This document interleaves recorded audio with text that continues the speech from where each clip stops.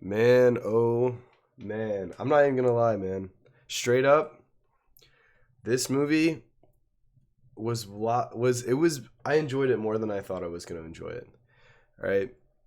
I call myself a horror movie fan, and although it is incredibly embarrassing, I have to admit, up until today, May 8th, 2021, I had never seen Leprechaun from 1993 start to finish. I am aware of what it is. I have seen bits and pieces of it numerous times. I'm familiar with all of the sequels. I'm familiar with the character. I'm familiar with the legacy. I'm familiar with all the plot points for the most part, and I'm familiar with what a lot of people think of this movie. And I got to admit, I would say I agree with some opinions, but at the same time, I also find this movie a lot more enjoyable than what most people might. Because this movie is very famous. Obviously, it's a horror movie about a killer leprechaun, starring Jennifer Aniston.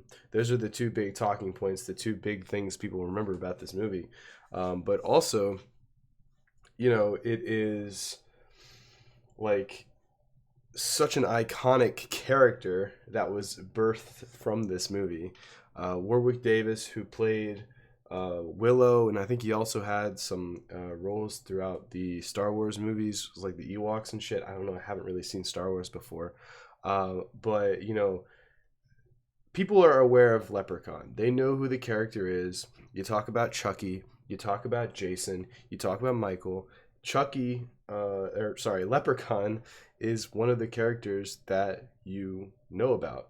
But whenever you look at the rest of those characters, Nightmare on Elm Street is a beloved movie. Friday the 13th, parts 1 through 4, or just in general, a lot of horror fans love those movies. Child's Play, a lot of people love the first couple movies. Leprechaun, a lot of people shit on these movies.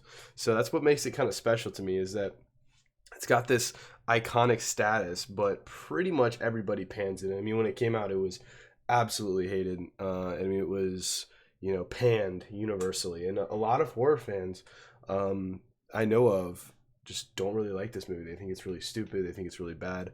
And, let me just say this, all right? I found this movie to be very entertaining. It was an hour and 30 minutes, and I gladly sat through the whole thing. And, I looked up and saw I was 50 minutes through it without even realizing it. Because I got to admit, I really like the characters in this movie. All right. You can't talk about Leprechaun without talking about the titular character, Leprechaun, played by Warwick Davis, who was absolutely amazing in his role. He brought so much charisma, so much attitude. And I haven't seen the newest Leprechaun movie, but I think there's like 6 or 7 films in total. And all but the newest one feature Warwick Davis as the Leprechaun. And I feel like, for the most part, I haven't seen the sequels really in full, but I get the nod that he is more or less the same kind of quirk in each movie. And I mean, if that's the case, I mean, this movie is worth watching as a bare minimum horror fan based on his performance and based on just how he acts and how entertaining it was. Because purpose personally, I thought Warwick Davis had so much fun, and he was just like no other horror movie antagonist. And I mean, the one-liners, I get it. Some people might not like it. Some people might think they're stupid. Some people might think they're corny. That's fair. And you know what? Those are valid points. If you're looking at this movie from a horror perspective, yeah, it's a little goofy. It's a little stupid. But, it's a horror comedy, and I would say it's about 40% horror, 60% comedy, at least in my estimation. Because, the body count I think is only like four, I believe. And 2 of those, one of them's a neck crack, and the other one is a freaking lady falling down the stairs. Or no, there's 5 body count. But there are some pretty grotesque scenes, like where the dad sticks his hand in there and it gets bitten up. Like, that's pretty fucking gross, and also my favorite part of the movie, there are 2 parts that really stick out to me, and they're 2 totally different parts of the movie. But the pogo stick kill, that is It's absolutely hilarious. It's so ridiculous. It's so absurd. And like the whole time you're wondering how the fuck is this even happening? How is this working? Who thought of this idea? And at the same time, he's spitting these one-liners. I think it was fucking hilarious. It had me legitimately laughing out loud, and that's not something that like ever happens during like violence in a horror movie. And so I think that that's pretty special. But also, another part that really sticks out to me is the relationship between the character, Ozzy, who is the bigger friend of the child. I think his name is Alex.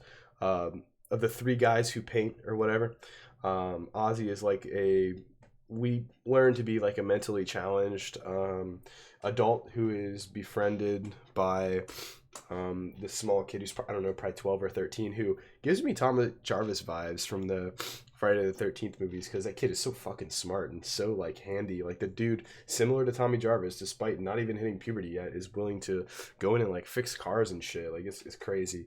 But there's a scene around the time where they find the gold, where he's like, we're gonna sell this gold and we're gonna get you a new brain. And Ozzy's like, why do I need a new brain? And it's like, well, because people think you're stupid. And he's like, people think I'm stupid? And he's like, yeah, they don't tell it to your face, but they say it behind your back. And it's like, it's such a, I don't know, I didn't know how to feel. It was very emotional. It's a very like, it might seem pointless in the moment, but I don't know. It hit me, man. It was deep. It was impactful to me, for whatever reason. But yeah, those two scenes are definitely the big ones that stick in my mind. But the acting in this movie, I think Warwick Davis does a fantastic job. I personally like Ozzy's performance as well. Jennifer Aniston at times, I didn't think her performance was all that great. And I mean, a number of the people in this movie, performances weren't great. Mr. O'Grady, or whatever the fuck his name was from the beginning, can't act very well. And just a number of characters. The acting was definitely, could have been improved upon. And I understand that that's part of the critique. A lot of people would just think that in all facets, this movie is just lacking. And that's fair. And I think if you look at it with, a harsh scale, and, if you squint your eyes, yeah, there's a lot of things that could be improved upon in this movie. But, at the end of the day, I still found this movie very entertaining. I thought it was pretty fucking funny. And, while I'm not crazy about some of the plot points, and, there are some cliches, and like the 4-leaf clover stopping the leprechaun seems kind of ridiculous. It'd be, like if Dracula was scared of a bat or something like that. Like, it doesn't really make sense. Shout out to James Rolfe for that line. But I don't know. I really enjoy this movie. I think it has some charm to it. Warwick Davis does a fantastic job. There are a few scenes where I think it genuinely has some nice tension, specifically with like the disguising of the voice by the leprechaun, and like early on when he's stuck in the crate. And I mean, there are some other moments where like, he's chasing down that sheriff or whatever, but then it ends up, kind of being killed by like just a neck slap, and I mean, or a neck break. And like, it's a horror movie, but the horror aspects definitely can be kind of neutralized because, the antagonist that you're supposed to be freaked out and scared by is not very intimidating, because he's just this googly, laughy motherfucker. But I don't know. I think this movie's pretty special.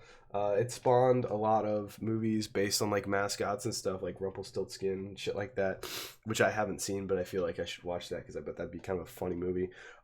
It's it's special because, as I said before, everybody knows about it, but like hardly anybody really like it. So it just kind of exists, and like a lot of people are like, yeah, it's an important movie, but it's really fucking stupid. And I mean, yeah, that's true, but just because it's kind of dumb doesn't mean you can't enjoy it, all right? God, man. I don't know. I don't think I would recommend this movie to a film fan. I do think it's a must-see if you're a horror fan, just because Leprechaun is an iconic character in horror, right? And I genuinely think this movie has a lot of entertainment value. I really fucking do. I do, goddammit. I do. I would recommend it to a friend. I feel like I may watch this movie with a friend of mine here soon, because It's a good time. I enjoyed it. I did. But I don't know. I feel like film fans and maybe even horror fans would probably rip it to shreds. I don't know. I'm gonna give it a 3 out of 5. It's got a lot of issues. It does, but personally, I watch movies for the most part with the intent of just being entertained.